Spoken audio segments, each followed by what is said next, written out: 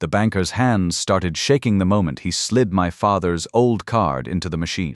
For a second, he just stared at the screen like it was showing him something impossible.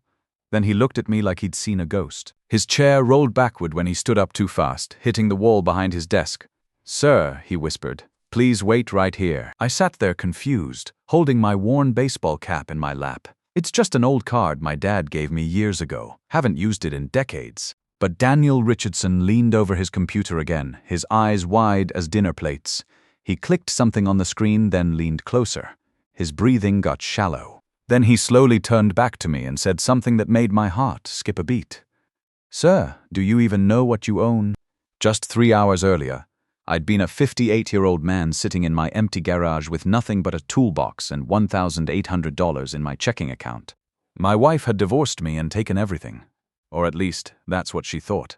My name is Martin Harper. Most folks around here know me as the guy who used to run the machine shop at Harper Industrial Solutions. Worked there 35 years before they forced me into early retirement last month. These days, I fix neighbors' cars in my garage for beer money and coffee cash. I sit on my front porch every morning watching the sunrise, wondering how 35 years of marriage and hard work could disappear so fast. People think my life's been simple and quiet. Blue-collar guy, steady job, reliable family man. But they don't know the truth. They don't know how close I came to losing everything. And they definitely don't know what happened after that banker looked at my father's card like it was radioactive. To understand how I ended up in that chair, staring at a man who suddenly treated me like I was somebody important. We need to go back to the morning my wife decided I wasn't worth keeping around anymore. That Tuesday started like any other. Coffee at 6 a.m., newspaper spread across the kitchen table. Sports section first. Like always. My wife Sandra sat across from me in her expensive business suit, typing on her phone with those long fingernails that cost more than my work boots. Sandra Harper was a successful corporate lawyer, sharp dresser, confident smile, always busy with important cases that paid more in a month than I used to make in a year. But Sandra had changed over the years. The woman I married 35 years ago, the one who used to pack my lunch and kiss me goodbye every morning, had slowly disappeared. The woman who replaced her was cold as January steel. We'd been eating breakfast in silence for months. Used to be, we'd talk about our plans for the day, weekend projects, the kids. Now she just typed on that phone like I wasn't even there. "Martin," she said without looking up from her screen. "We need to talk." Those 4 words can make any husband's stomach drop. I folded my newspaper and looked at her. Sandra finally made eye contact, but it wasn't the look of a wife talking to her husband. It was the look of a lawyer addressing a client she was about to fire. "I want a divorce," she said calmly, like she was ordering coffee. The kitchen went silent except for the coffee maker gurgling in the corner. I laughed a little because I honestly thought she was making some kind of lawyer joke. "You're funny this morning, Sandra." But she didn't laugh. She didn't even smile. "I'm serious, Martin." My coffee cup felt heavy in my hands. 35 years of marriage. 2 kids we'd raised together. A house we'd built from the ground up when we were young and broke. And she said it like she was canceling a dentist appointment. "Why, Sandra? What did I do wrong?" "It's not what you did wrong. It's what you didn't do right. I want something different, something better. That word hit me like a punch to the gut. Better than the guy who worked double shifts so she could go to law school. Better than the man who took care of the kids while she studied for the bar exam. Better than 35 years of loyalty and love. What does better mean exactly? She set down her phone and looked at me with those cold eyes. "It means I'm tired of being married to a mechanic. I'm tired of making excuses for your job at company parties. I'm tired of pretending we have anything in common anymore." That hurt worse than anything she could have said about me personally. She was ashamed of me. Ashamed of the work I did with my hands, the honest living I'd made for our family. Later that afternoon, I learned what better looked like. His name was Jake Coleman. Jake was 35 years old, 20 years younger than Sandra. He worked as a financial consultant, whatever that meant. Tall guy, perfect hair, expensive watch, and a smile that always seemed a little fake to me, like a used car salesman trying too hard. When Sandra walked into our house that evening with Jake beside her, something broke inside my chest. Not just my heart. Something deeper. My whole understanding of who I was and what my life meant. Jake looked around our home like he was inspecting a piece of property he was thinking about buying. "Nice place," he said to Sandra, completely ignoring me. "Should sell for good money in this market." Sandra nodded like they'd already discussed it. The divorce papers are ready, Martin. The house is in both our names, but I'm buying out your half at market value. The retirement accounts will be split 50-50. You'll need to move out by Friday. Friday, 35 years of marriage. 3 days to pack up my entire life and disappear. The worst part wasn't losing the house or even the money. It was watching my own kids stand there and do nothing. My son Tommy appeared in the doorway behind Sandra, wearing one of those expensive polo shirts he favored since he got his IT job downtown. Tommy was 30 years old, made decent money managing computer systems for some insurance company, and he'd always seemed a little embarrassed that his dad was just a machinist. He wouldn't look directly at me, just stared at his expensive sneakers like they were the most interesting things in the world. "Dad," he said quietly, "maybe this is for the best. You and Mom haven't been happy for years, for the best." I'd worked double shifts and weekend overtime for years to pay for his college. I'd taught him how to change oil in this very garage, how to throw a curveball, how to treat people with respect. I'd been at every one of his baseball games, even when I was dead tired from pulling extra hours at the plant, and now he couldn't even look me in the eyes. "Tommy, your mother and I built this family together. We built this house together. Dad, people change. Mom's got her career now. She's successful. Sometimes things just don't work out. Successful. Like success meant more than 35 years of loyalty. Like making money was more important than keeping promises. My daughter Lisa was different. She came over and hugged me tight, whispering in my ear, 'I'm sorry, Dad. This isn't right.' Lisa was 28, worked as a nurse at the county hospital, and she still had the same kind heart she'd had since she was little. But even she couldn't stop what was happening. Sandra cleared her throat like she was running a business meeting. "Martin, please start packing your things. Jake and I have dinner reservations at 7. Dinner reservations on the day she destroyed our marriage. She had dinner plans with her boyfriend." Jake walked past me toward the kitchen like he already owned the place. He opened our refrigerator, the one I'd bought 3 years ago when the old one finally died, and grabbed a beer. My beer. Then he sat down at our kitchen table and started scrolling through his phone like nothing unusual was happening. I stood there frozen for a moment, looking around the living room Sandra and I had furnished piece by piece over the years, the couch we'd bought when Tommy was born, the coffee table I'd built in my workshop, the family photos on the mantel showing better times when we actually smiled together. Then I quietly walked upstairs to pack. I filled one duffel bag with work clothes, a couple of decent shirts, and my work boots. Everything else could wait. But I made sure to take the small wooden box my father had given me before he died 25 years ago. My father was Thomas Harper Sr. He'd worked his whole life as a machinist just like me, but he'd also served as our local union president for 20 years. Dad had hands that were always stained with oil and steel shavings, but he had a mind sharp as any college graduate and a backbone made of iron. He fought for worker rights when it wasn't popular, organized strikes, when companies tried to cut benefits, and somehow managed to keep our plant running when bigger corporations wanted to shut it down and move the jobs overseas. Before he passed away, he'd handed me that wooden box during one of our last conversations in the hospital. Inside was a plain silver card with no bank name on it, just some numbers and my name engraved in small letters.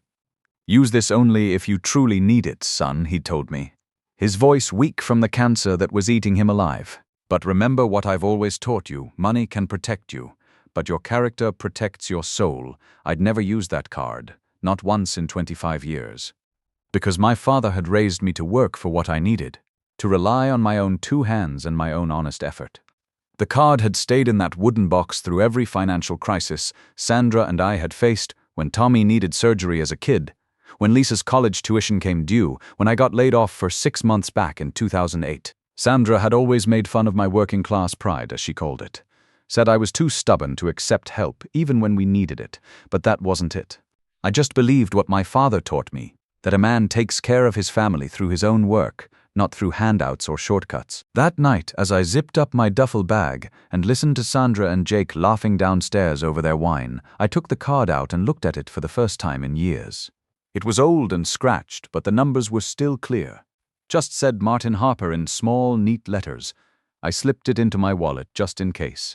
Downstairs, Sandra and Jake were sitting close together on our couch, sharing a bottle of wine that had been a gift from my brother last Christmas. Tommy had left without saying goodbye. Lisa had gone home to her own apartment after giving me her phone number and making me promise to call if I needed anything.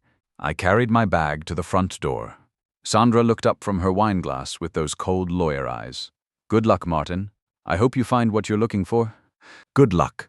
That was all she had to say to the man who'd supported her through law school, worked overtime so she could take unpaid internships, covered every household expense while she built her career from nothing. The man who'd held her hand through her father's funeral, celebrated every promotion and believed in her, even when she didn't believe in herself. I walked out the front door without saying another word. It closed behind me with a soft click that sounded like the end of everything I'd ever known. I sat in my pickup truck in the driveway for a few minutes, engine running, not sure where to go. Through the living room window, I could see Sandra and Jake on the couch, her head on his shoulder like they were watching a romantic movie instead of celebrating the destruction of a 35-year marriage. That's when I drove to my friend Carl Peterson's house.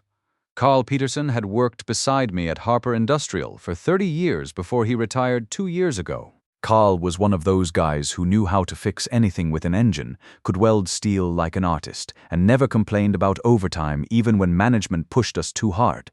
His wife Betty had passed away 5 years back, so he lived alone in a small house about 10 minutes from the plant.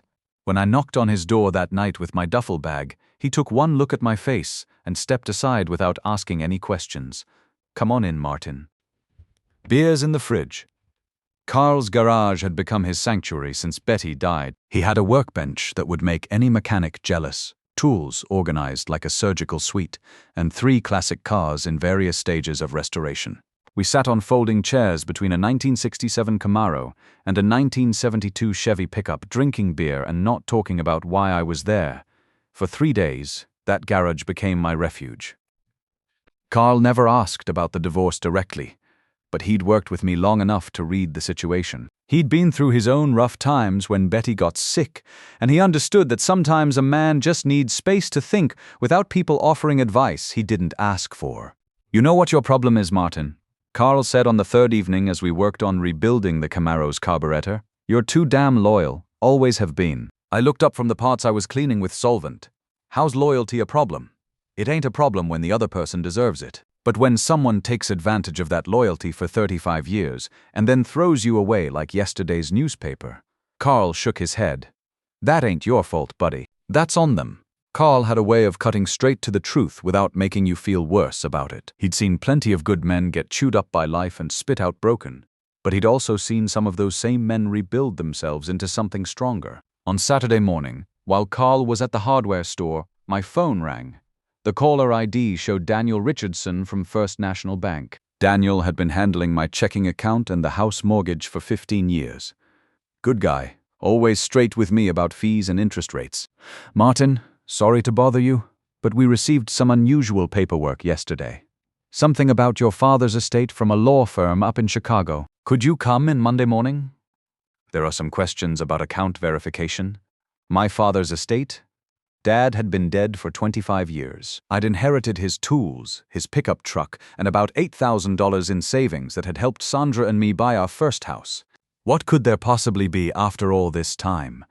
What kind of questions, Daniel? Well, that's the thing. I'm not entirely sure. The paperwork mentions Harper Industrial Solutions, which got my attention since that's where you worked. They're requesting verification of your identity for some kind of account access. Might be nothing, but it seems important enough that you should take a look. Harper Industrial Solutions, the plant where I'd spent most of my adult life, where I'd started as an apprentice machinist and worked my way up to shop foreman, the place that had forced me into early retirement last month when the new management decided they could run things cheaper with fewer experienced workers.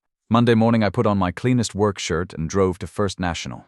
Daniel met me at the front desk with a folder full of legal documents. His usual easy smile looked a little strained. Martin, this is probably going to sound strange, but according to these papers, your father may have had some financial involvement with Harper Industrial that nobody knew about. The law firm is asking us to verify your identity so they can release information about accounts he established. We walked to his office, passing tellers who'd known me for years. Some of them gave me sympathetic looks. Word travels fast in a small town, and everyone knew about Sandra leaving me. Daniel spread the documents across his desk. Most of it was legal language that might as well have been written in foreign characters, but one phrase kept jumping out at me. Thomas Harper, Sr., Union Pension Investment Trust. Daniel, what exactly is a Union Pension Investment Trust? His face got that careful expression bank people use when they're about to explain something complicated. Well, back in the late 1990s and early 2000s, some union pension funds started making strategic investments in the companies where their members worked. It was a way to protect jobs and have a voice in management decisions, and you think my father was involved in something like that? According to this paperwork, he may have been more than involved. Martin, do you have any old bank cards or account information your father might have left you? My heart started beating faster. I reached for my wallet and pulled out the old silver card. Daniel's eyes went wide when he saw it. Martin, where did you get this? My father gave it to me before he died. Told me to use it only if I truly needed it. Daniel stared at the card like it was made of solid gold. Martin, I think we need to take this to our secure terminal right now. We walked to a private office I'd never seen before. One with reinforced walls and a computer system that looked like something from a spy movie. Daniel's hands were actually shaking when he inserted the card into a special reader. The screen came to life immediately. Numbers started appearing, and Daniel leaned closer to read them. Then he leaned even closer. His face slowly lost all its color. Martin, he whispered, you need to sit down. I was already sitting, but my legs felt weak anyway. What's wrong? Is there a problem with the card? Daniel turned the screen toward me. The first number I saw made my vision blur. $2,000, but that wasn't all. Below the account balance was a list of stock holdings and investment details that filled half the screen. And right at the top, in bold letters, was a line that made my brain stop working. Harper Industrial Solutions 35% ownership stake. My mouth went completely dry. I stared at those numbers until they burned into my brain. $200,000, 35% ownership of Harper Industrial Solutions. The company where I'd worked for 35 years, where I'd been forced into early retirement, where management treated experienced workers like disposable parts. Daniel, this has to be a mistake. It's not a mistake, Martin, and there's more. Look at this line here. He pointed to another entry on the screen. It showed a recorded message dated 25 years ago, filed under beneficiary instructions. Your father left you a message, Martin. Something he recorded when he set up these accounts. Daniel clicked a button. The speakers crackled with static, then cleared. Suddenly, my father's voice filled the room. I hadn't heard that voice in 25 years, but it sounded exactly like I remembered, steady, calm, full of quiet strength. Son, the recording began. If you're hearing this, then you needed help and you finally used the card I gave you. Tears filled my eyes immediately. I had to grip the arms of my chair to keep steady. I'm sorry it came to this, Martin. Your mother and I always knew you had too much trust in people. Sometimes that's a strength, but sometimes it can hurt you. Daniel quietly stepped outside his office to give me privacy with my father's words. The money in this account is yours, son, but more important than the money are those company shares. What you don't know is that when Harper Industrial was going through financial trouble in 2001, I organized our pension fund members to buy controlling interest. We did it through a private investment group to keep management from knowing the workers owned their own jobs. I could barely breathe. My father had been protecting not just me, but every worker at that plant. We bought 35% of the company's stock, Martin. Combined with the other 20% that the remaining pension funds control, the workers actually run Harper Industrial. They just don't know it yet. The recording paused.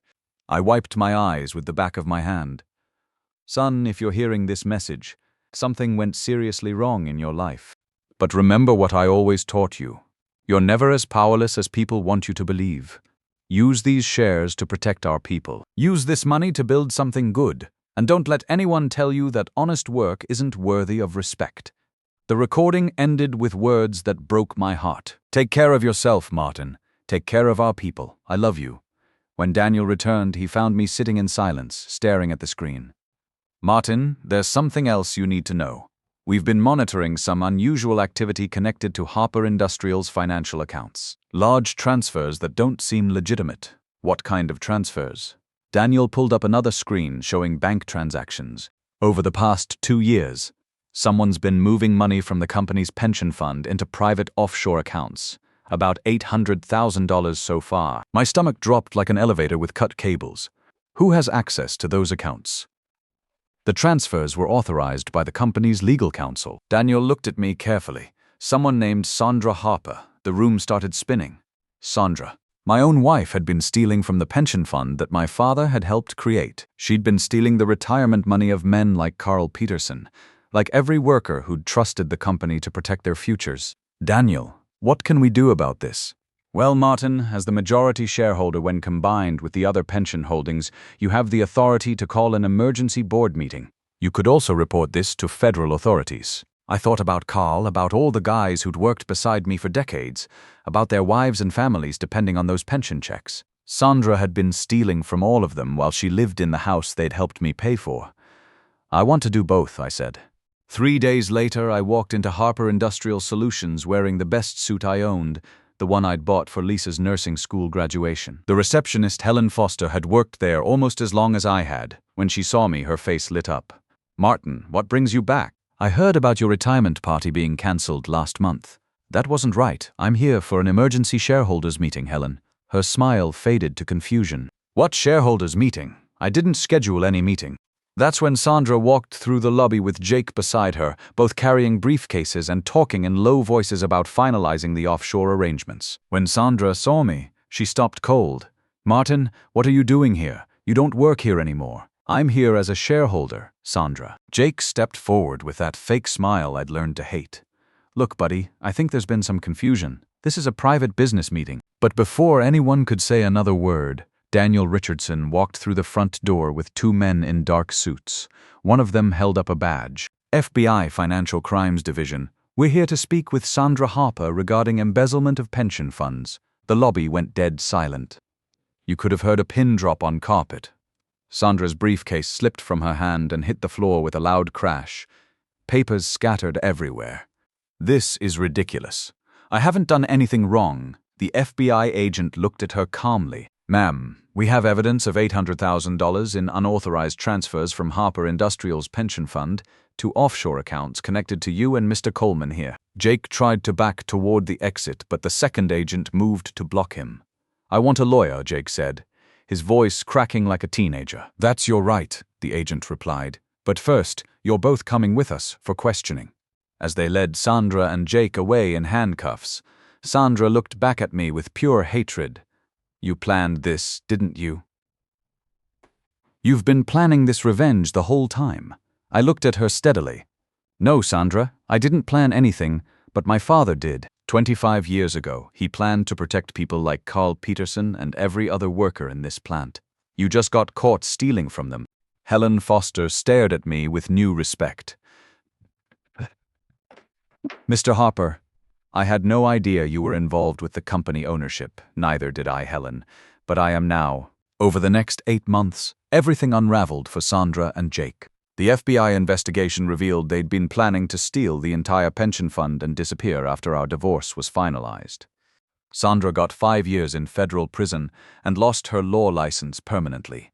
Jake got 3 years as an accomplice. Every stolen dollar was recovered and returned to the pension fund with interest. I used my position as controlling shareholder to improve safety conditions at the plant, increase the pension benefits, and create an emergency fund for workers facing family crises. The guys on the floor started calling it the Harper Fund in honor of my father. Tommy called me 4 months after Sandra's sentencing. His voice sounded different, smaller, more honest. Dad, I owe you a huge apology. I had no idea what Mom was really doing. I should have stood by you instead of assuming she was right, just because she made more money. It's all right, son. Sometimes we all learn things the hard way. Lisa never doubted me for a second. She helped me find a nice apartment near the plant and visits every Sunday for dinner. We cook together and talk about everything, her job at the hospital, my work with the company, plans for the future. Today, I still fix cars in my garage, but now it's because I enjoy it. Not because I need the money. I've got financial security that my father provided through his wisdom and sacrifice, but more importantly, I've got purpose. I use that security to help other working people when they face hard times. Some evenings, I sit on my porch and think about my father's final words. Take care of yourself, Martin. Take care of our people. He left me more than money or company shares. He left me a mission to protect the kind of honest, hard-working people who built this country. Sandra thought she could throw me away like yesterday's newspaper because I was just a machinist. But she never understood that working with your hands doesn't make you less than someone who works with a briefcase. She never understood that loyalty and character matter more than law degrees and expensive suits. If you're a man who's ever felt like the world doesn't value what you do, Remember this: the people who build things, fix things, and make things work are the backbone of everything else. Don't let anyone convince you that honest work isn't noble work. And if life knocks you down, remember that sometimes the people who love you are protecting you in ways you never imagined. Sometimes what looks like the end is actually the beginning of something better. Your worth isn't measured by your paycheck or your job title. It's measured by how you treat people and what you stand for when it matters.